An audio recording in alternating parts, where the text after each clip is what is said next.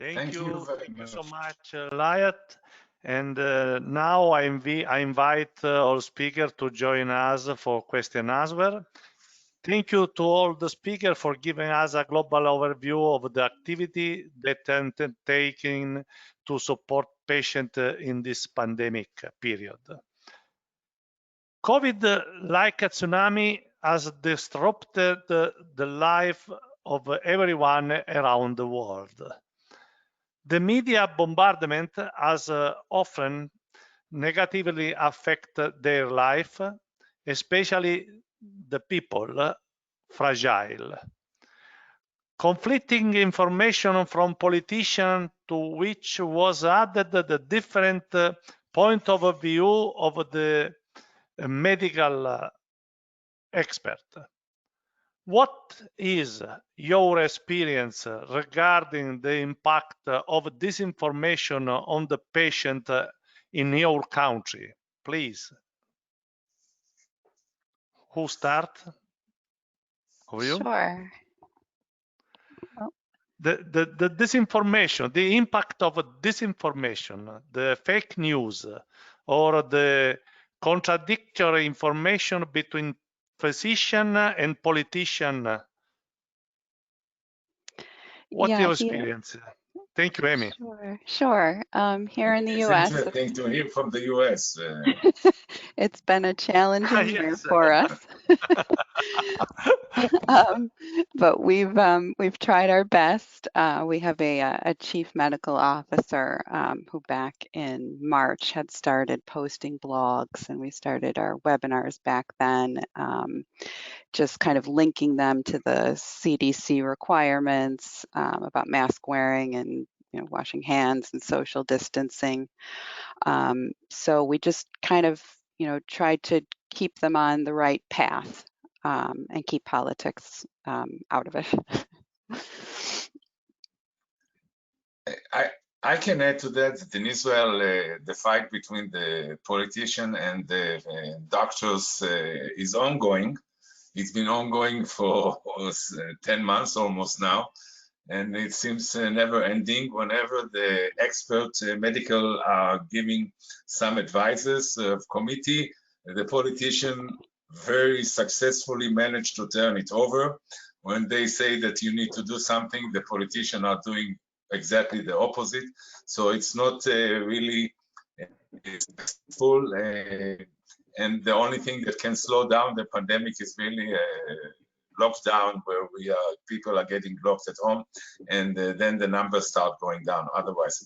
And I think that this is not something specific to the MPN patients or to any patients, because this is it's true for every citizen. Everybody is mixed up, and everybody has their own different political opinions. So I think this is an ongoing issue for many countries. I see Yana nodding her head like she is familiar with the issue. And in the US, we all heard about the great advices that President Trump gave to the patients what to do if they get infected with COVID. But I think medically, it's not really something that patients are different than the regular citizen. Other comment? Yeah, I think here in Chile is like the same Liora said. Here are very strict with the lockdown, with the pandemic, so people are take care a lot. Patients are very strict with that. So physicians are trying to caring all patients. They don't have like the regular kind of controls they have. And of course, they are exposed to the information. And here we have a very important political situation now. So you can have different kind of versions, positions. But at the end, I think patients try to listen most to their physicians. And we try to have the help of those physicians because they want to teach patients, about the what the results and what COVID can do. So I think they are most care about what physicians said most than I don't know, TV or the political. Yeah. Okay. Anybody else wants to add to that? So maybe we go to the next question. And my question is to Jana. Jana, you had a great pilot study, the Atlas, done in Central and Eastern European countries, and it's really impressive, the type of data that you can gather from different countries and see the issues in regards to access to treatment and clinical trial and monitoring. How do you see the possibility of expanding such a project to make it also for different other regions, for other, maybe a global, do you think? And also, do you see a way how to implement it in the MPN scenario, in MPN advocate networks? What is your opinion about this type of project? Well, I would say that the project is valuable, especially in regions where we can see great disparities. As you have seen also in this region of Eastern Europe, there is a number of countries where basically patients haven't much issues with the access. And there are others, the non-EU countries, where really they are struggling. And then, of course, this data is very important. Also, what is incredible when we look at the prices, there is such a huge difference in the prices, which we could not understand just at a first glance. We haven't gone in depth for the reasons for that, of course, but definitely in regions where the issues of access is really a hot problem, then mapping what is available and what not, I think that can be done in any disease area. Okay, thank you. Felice, you have a question? Or? Yes, I have a question from Param. It's new normality. Is the new normality due to the pandemic create an additional psychological and social mental issue to patient and their caregiver, where already the disease has created enough stress emotional? How you support your in your country your patient for this issue, for psychological and mental issue? You have experience about this? It's for all of you. Yeah. Okay, then I could tell you what I think, what we think. Yeah, we are talking to each other, and that's the talking medicine, I would say. Yeah, that's the way you help each other, and that was my idea, showing you the guest house in the beginning, where people sit together, and that's the common feeling we want to rearrange. And we are isolated now at the moment, and we try to overcome it by connecting each other. It's very simple. Okay. I would like to add that we are facing challenges in facilitating the information, because I feel it's not enough to provide a link to some scientific literature or a new article about some result of a clinical trial, etc. This is for medical doctors, but for patients, they need the correct interpretation of these new information in medicine, and that is what we have facilitated through our collaborating doctors, who would explain the sophisticated medicine in layperson's language, and that's somehow what we have challenges now, how to do it, because we can connect people in WhatsApp groups, in whatever digital method, but we see issues of involving hematologists, because the COVID is now turning upside down not only the hospitals but even the hematology clinics. So the doctors have their colleagues who are in quarantine, and the staff is with much less numbers, and the doctors are very busy. So even I see their interest in scientific events, which are also online, has dropped dramatically compared to face-to-face events. So how could we as patient support organization fit into this scheme? This I see as a challenge. Okay, I think we need to get to the end of the session. I would like to end with maybe two short questions. Werner? Yes, Werner. May I ask a question too? Yeah, a short one. Okay. Sure. Yeah. I got the feeling we are comparing different levels. Yeah. What Amy and Liat were telling, that's highly professional companies working, and we are small groups and with different possibilities. Yeah, with different power. And it's interesting to see what big companies can do, but it's not our possibility in Germany, maybe. Yeah? And in Germany, there's a special situation. A lot of these things you are telling us is done by the social system. I think that's different parts of the world we have to know. Yeah.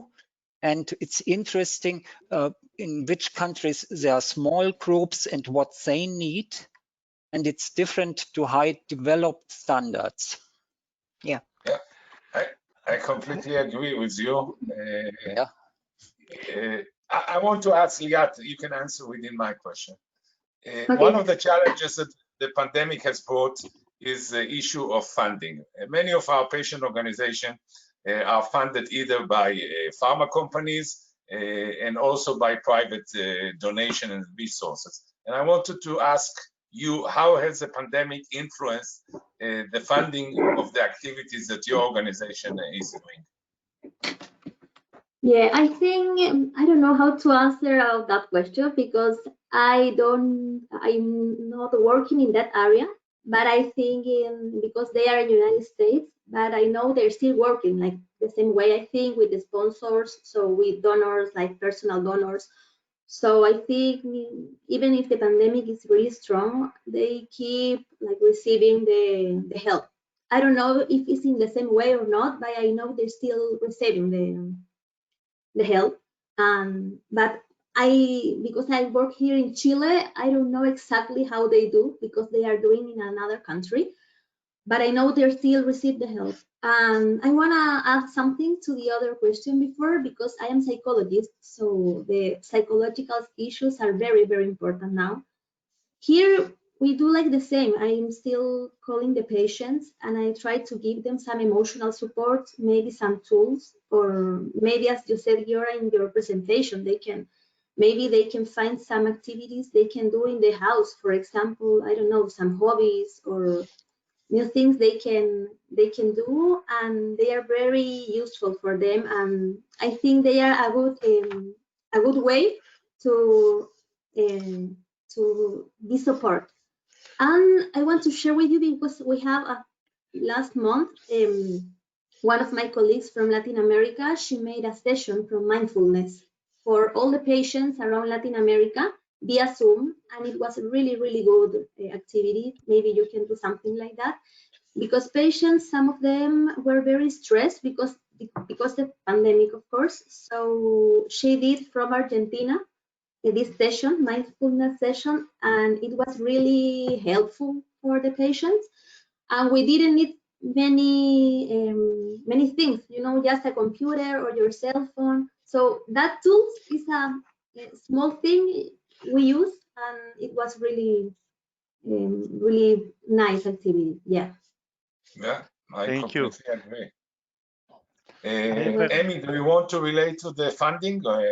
Has the pandemic influenced the funding of the donation for the US? Yeah. I mean, we've seen a lot of resources kind of become depleted, and to speak to the mental health challenges, all goes hand in hand, and a lot of them call, and their priority is how are they going to make their bills, and it's frustrating because there's less and less resources. And then I also just wanted to mention too, just about the blankets that we had passed out. It's a small gesture, but we had received such a response from that. So even if you're not a big organization and you're a small organization, even something like sewing blankets or something, a small gesture, just showing that you care. That there certainly are ways to do it, no matter what size the organization. And Okay. I have a comment and a question also for all of you. And the pandemic, the coronavirus pandemic, representing a tsunami, was very disruptive anything around the world. But we learned some lesson from the pandemic, and also pandemic is also an opportunity. And what kind of lesson you carry over to home to take care and use in the future from pandemic? What lesson you learn, and what kind of opportunity you find in this pandemic? Well, maybe I'll give my opinion here.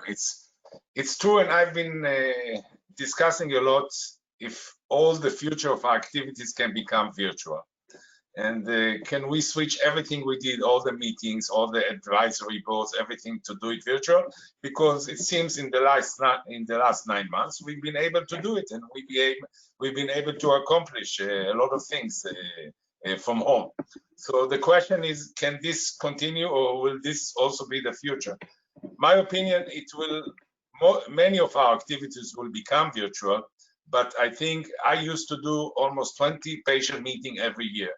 And I don't think that those will end. I think the face-to-face meeting, the networking, the patient opportunity to meet another patient, to talk face-to-face, is something we cannot give up. And that's part of the strength that we can give to our patients. So my opinion is that once it's possible to meet again face-to-face, we'll come back again and meet again. And I'm hopefully that MPN Horizons next year will not be done on the computer, and we can sit in one of the cities and, like John said, and meet again in one of the rooms. So it's doable what we are doing today, but it's not the optimal from my perspective. And we go therapeutic ice cream eating again. No question. So if nobody has anything else to add, I think we need to close this session. We had a very, very interesting session, and I want to thank my co-chair, Felice, and to each one and one of the speakers. Thank you very much for your contribution. And Werner, you are not going anywhere because you are staying here for the closing of this day one. And Mirjana. I want to invite Mirjana from Macedonia, the member of the steering committee, to come on now, turn your computer. And just before she takes over the presenting the 3 nominees for the new steering committee, I just want to give you a summary. We have 90 participants registered, and from 34 countries. So it's a nice number, and I welcome each one and one of you. So thank you very much, and Mimi, and the stage is yours.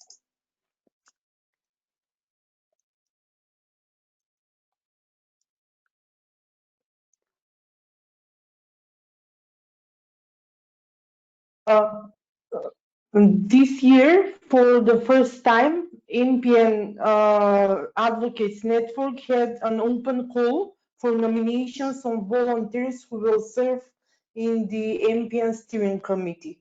The activities of the MPN's Advocates Network are overseen by a steering committee, and the steering committee is comprised of representatives from organizations from around the world, all serving people living with an MPN. One of the strategic goals of the MPN Advocates Network is to drive membership in countries outside of Europe and North America, which are already well represented in the steering committee and among the member organizations. Therefore, this year preference will be given to nominations from countries in Asia and Pacific, Africa and Middle East, and Latin America. All the members will be sent civilian statements of the nominees. So till today, we have received 3 nominations. Among them, nominations from first one, Liat Sima Granati Espinosa, the Max Foundation from Chile. The second one from Ken Yang from MPN Alliance in Australia. And the third nomination is from Param Putan from India, from Friends of Max. So I would like to ask them to present themselves and explain the reason to be in the steering committee, what added value they will bring. So now I am giving the floor to Liat Sima Granati Espinosa from the Max Foundation in Chile. She's the program coordinator in the Max Foundation and active in the MPN advocacy field. So Liat, it is your floor. Yeah, hi, thank you very much. Hi again. As I told you before in my presentation, I work as the local program coordinator in Chile. And I work with these patients, MPN patients, since 5 years ago. Actually, my work is just in Chile for the moment. So I think one of my goals and one of the reasons I am applying here to the steering committee is because I want to help patients, MPN patients from all over the world, not just from Chile. And I think it is very important the incorporation in a broader way to this directive of the Latin American region through a representative of the region, because there's nobody there from Latin America. And that can ensure that it's a greater representation in this global instance.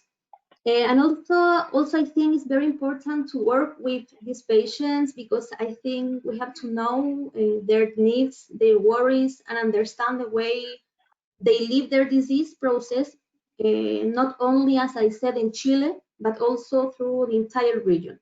So for me, it's a very important challenge to be here, and it's a challenge that I want to face. And because I want to help in a more complete, accurate way, by giving support to all the patients' requirements, and giving maybe the possibility to creating an association of new patient groups around this region. I'm really thankful for this opportunity to be here, and I'm really glad and happy for all the job you are doing all these years. So I think will be very good if that job you are doing can be more in the Latin American too. Thank you. Thank you so much, Liat.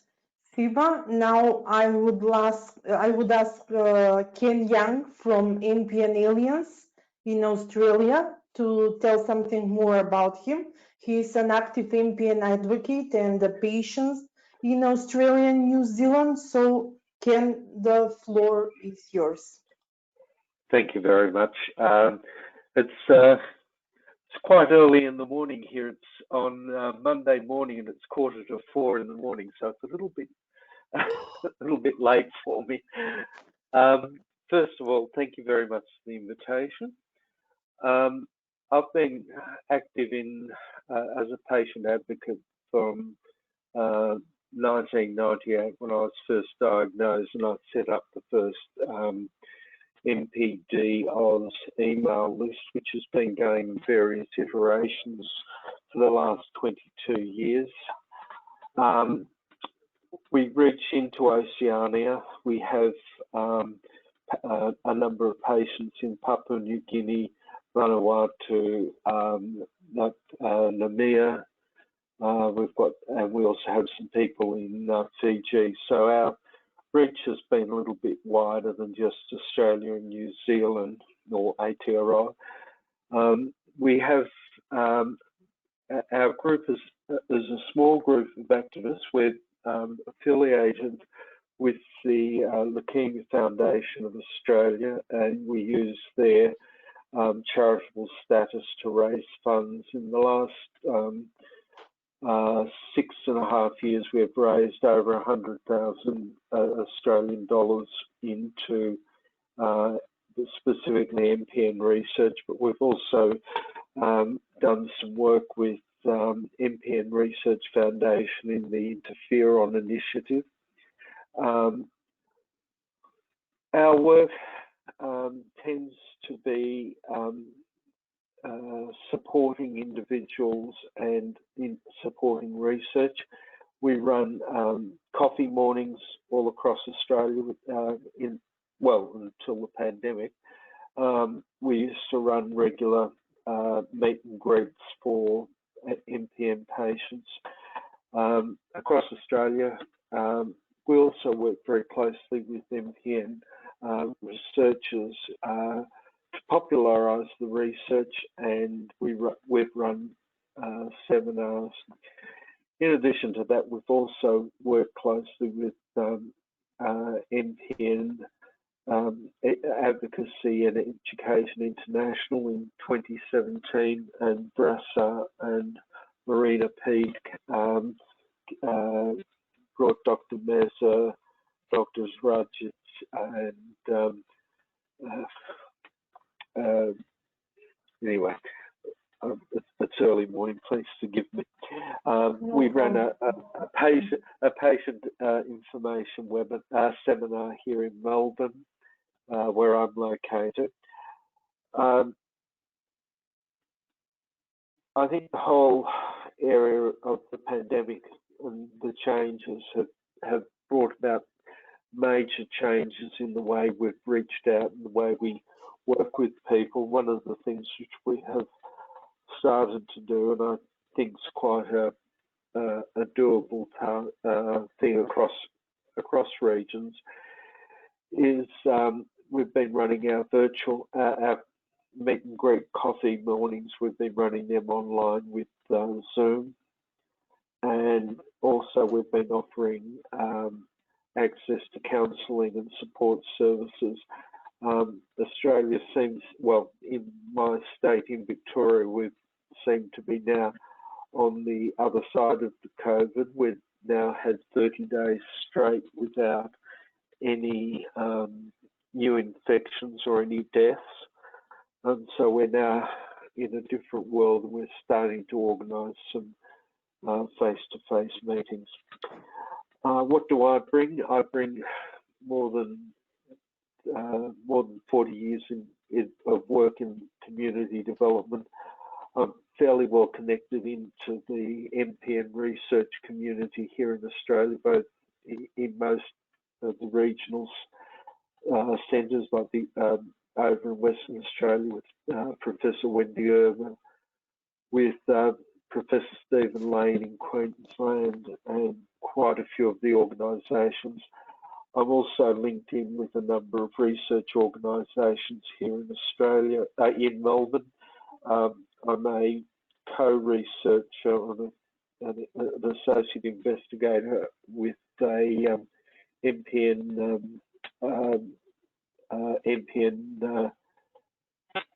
fatigue study with Peter McCallum Cancer Institute here in Melbourne, and I'm also on the Australian Blood Diseases group. I'm also a partner of the Monash Partners Comprehensive Cancer Consortium as a patient advocate.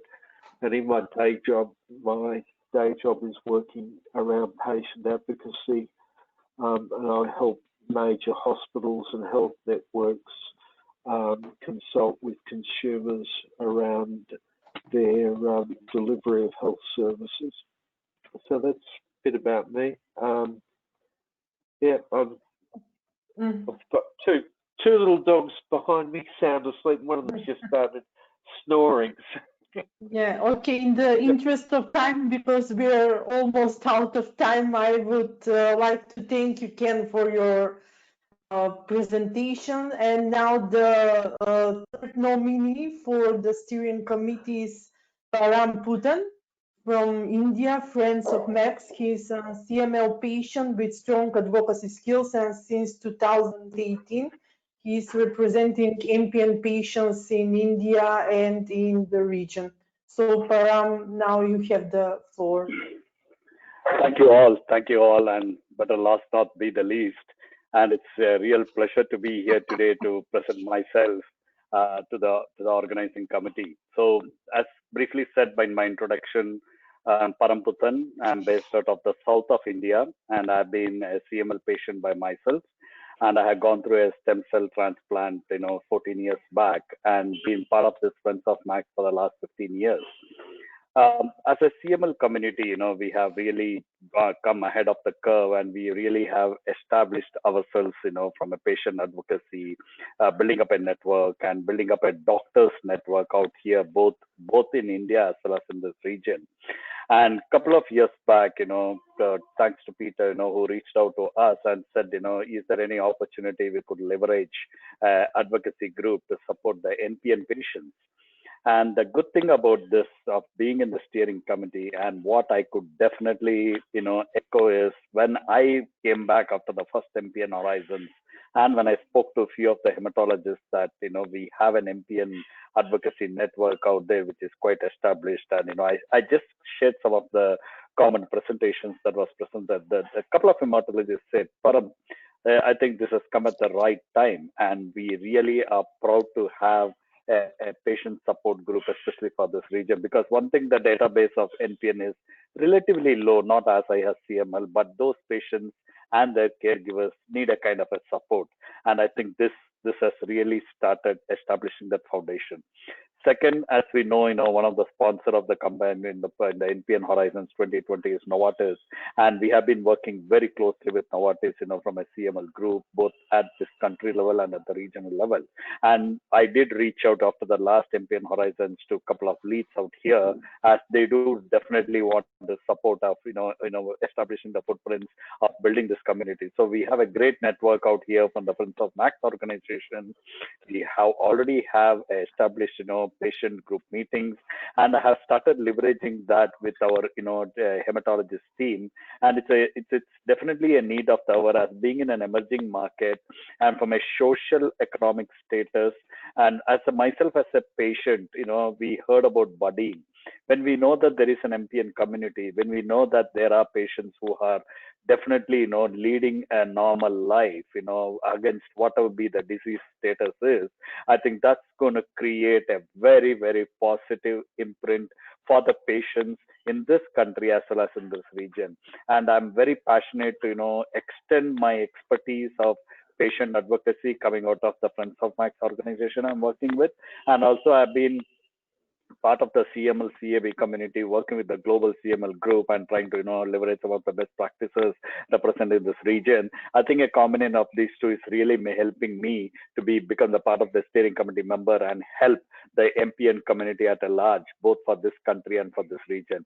I definitely look forward for that, and really thank you for giving me this opportunity to present myself in front of the organizing committee. Thank you so much. Thank you, Param. And thank you to all of you for your excellent presentations. They are very impressive.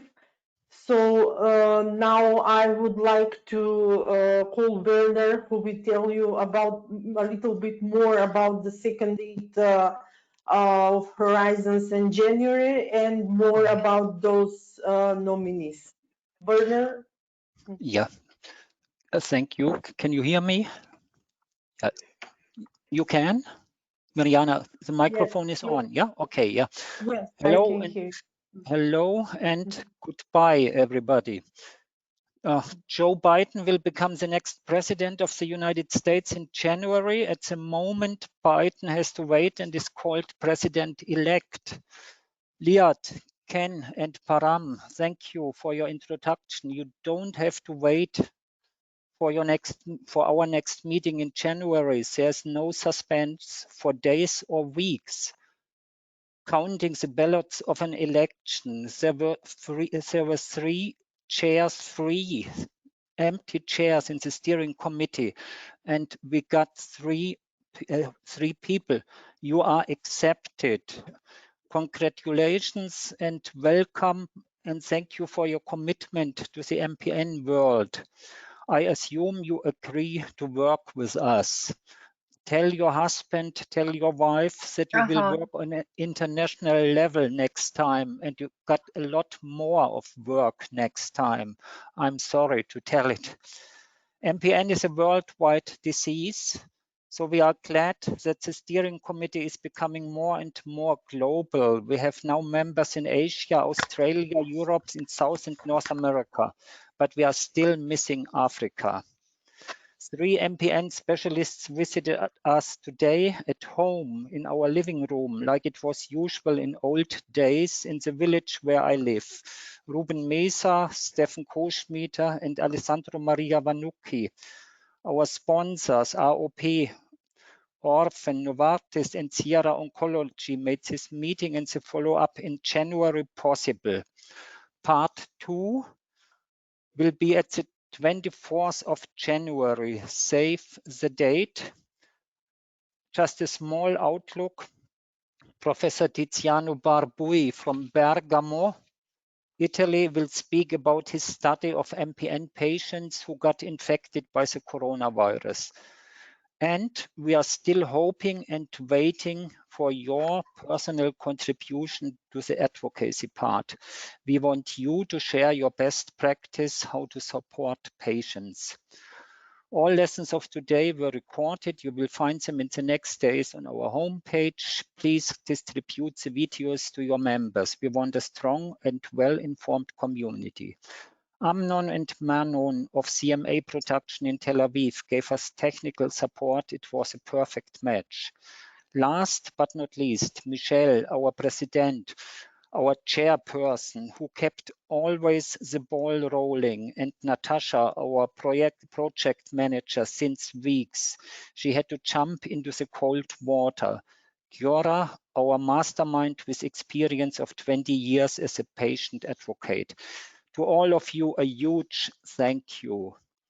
Michelle wrote 2 days ago in a WhatsApp to the steering committee 3 tiny words. Let's go team. This is exactly what we wish us for the future. Let's go team. Goodbye and stay sane. And Michelle, you are the chairperson. You have the last word. Goodbye from me. Thank you, Werner. That was exquisite closing. Thank you so much for that. I echo all of the thanks and appreciation you've extended to the wonderful physicians who have participated in the program and all of the patient advocacy groups that have shared their knowledge with us. And of course, I welcome with open arms Liat, Ken, and Param to the steering committee. You know, when I say let's go team, I mean not just the team of the steering committee, but I mean all of us together. And so I want to keep this conversation going. Please do use the Facebook closed group MPN Advocates Network. We can speak there from member to member and share best practices and vent even between meetings. Make sure you check our website, mpn-advocates.net, to stay up with all of the information we've got coming on. And like Werner said, make sure you register for the January 24th program. I really appreciate your time and attention today on a Sunday. I wish you all a very safe and healthy remainder of your 2020, and I look forward to working with you and seeing you all, not just on the screen, but in person as soon as possible. Take care.